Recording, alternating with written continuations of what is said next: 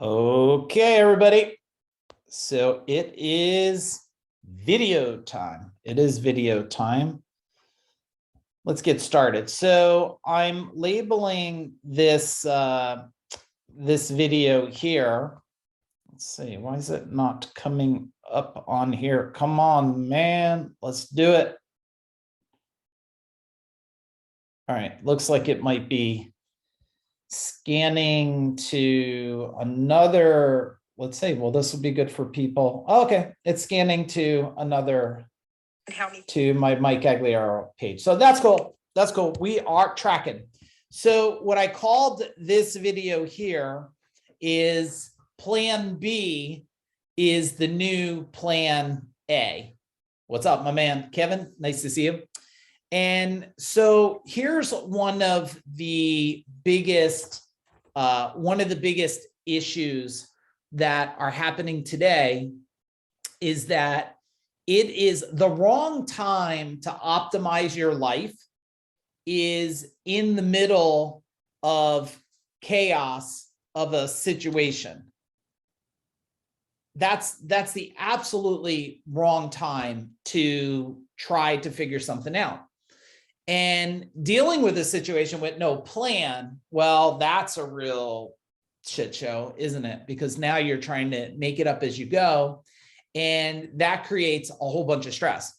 So when you have a plan B, you actually reduce a lot of pain. Now, I was never a believer in a plan B. My rule of thumb was this big kind of like, ego thing, like, why have a plan B? I make plan A work all the time, right?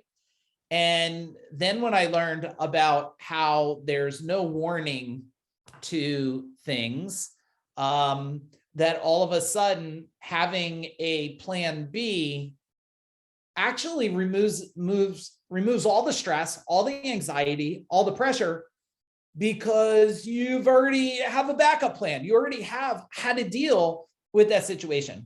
And sitting here today thinking through things like COVID, Delta, Omicron, right? And everything else life can throw at you, I started to say to myself, well, you know what?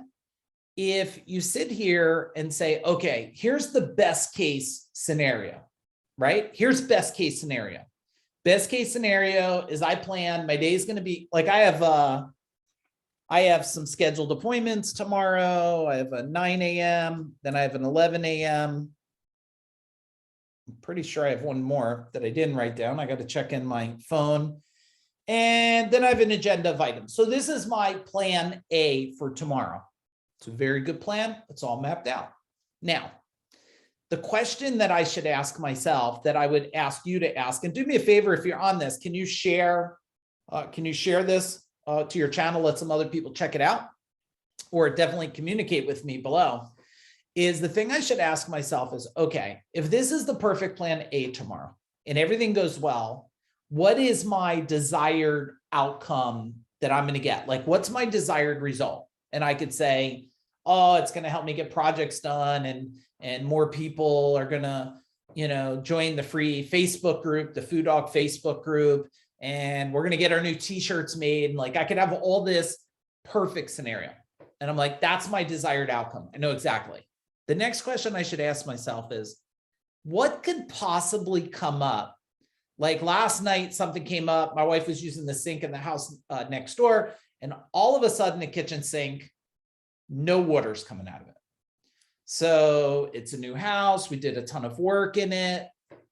I'm sitting here and I started to calculate things. I'm like, okay, could it be frozen pipes?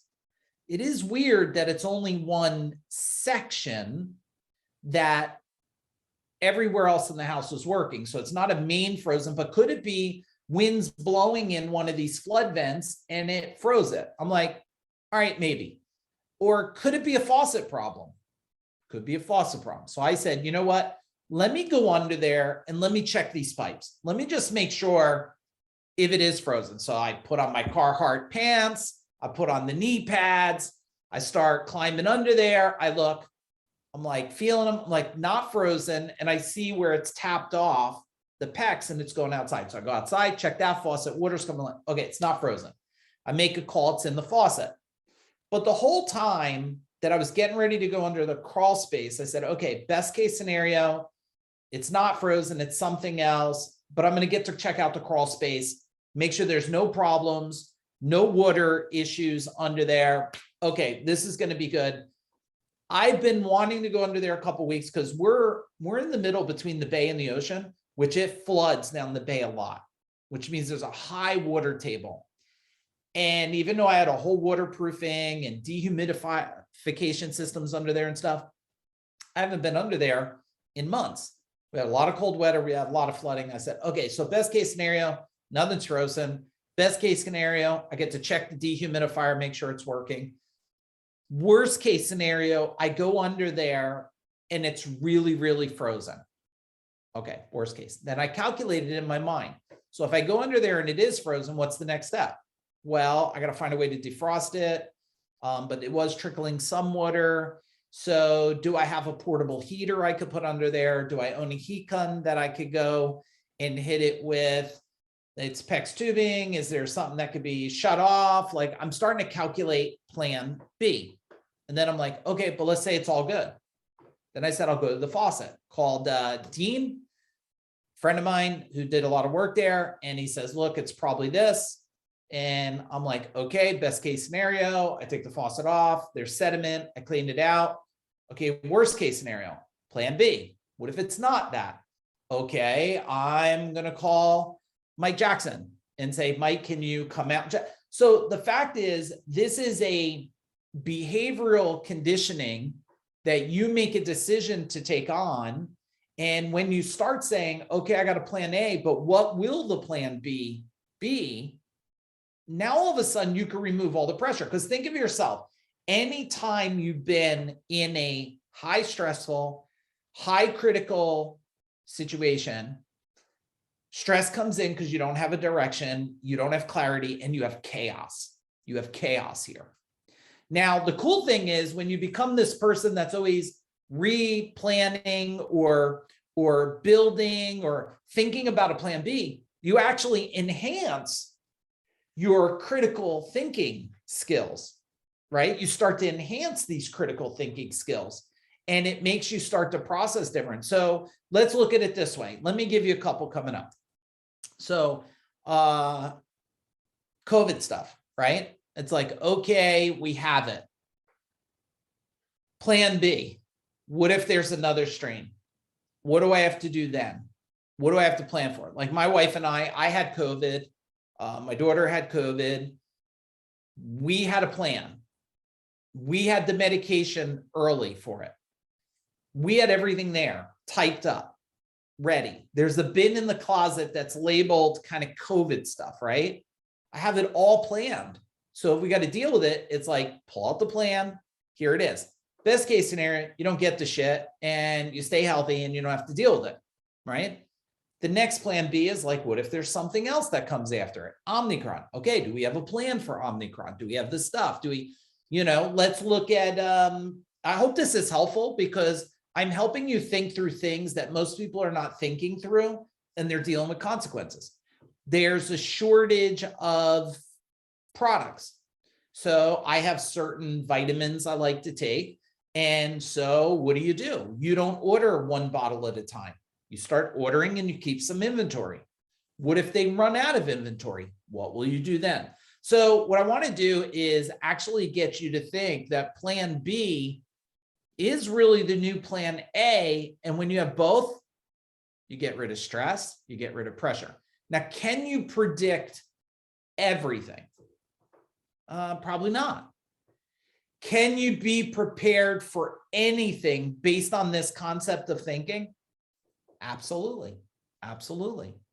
And there's probably some big things coming up. I mean, that, and a lot of people go, they tell me, Mike, I don't want you to say things that are not good that might be coming up. I don't want to hear it. And I said, okay, no plan B, only plan A. You're probably going to have more suffering than others.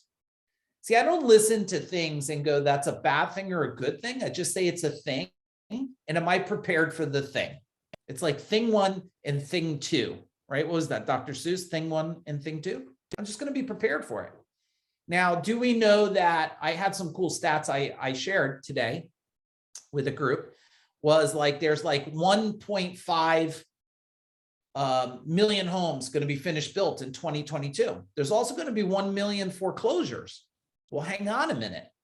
So what happens if people can't afford their homes? What happens if people can't get work? What happens if there's a recession? These things only scare, and I want to say this last thing too, to get it into your kind of system. Things only scare unprepared people. I don't know. Do you think I'm off there? I could be off. Type below and talk to me a little bit. Things only scare unprepared people. When you're prepared and you built a skill set and you're constantly enhancing yourself, you're surrounded around other smart, incredible, driven people, then you're not worried about as much as if you're surrounded around people that are always confused, always concerned, and have no future solutions. And for most of us, maybe, I don't know who's watching this, but for a lot of us, who have been through 9/11 and Storm Sandy, and we've been through recessions. If you've been through those things, you say to yourself, okay, there's always an ability to create a plan. And the very best plan is the one that you have way before you need it. That's what I want to leave you with. I hope that's huge value.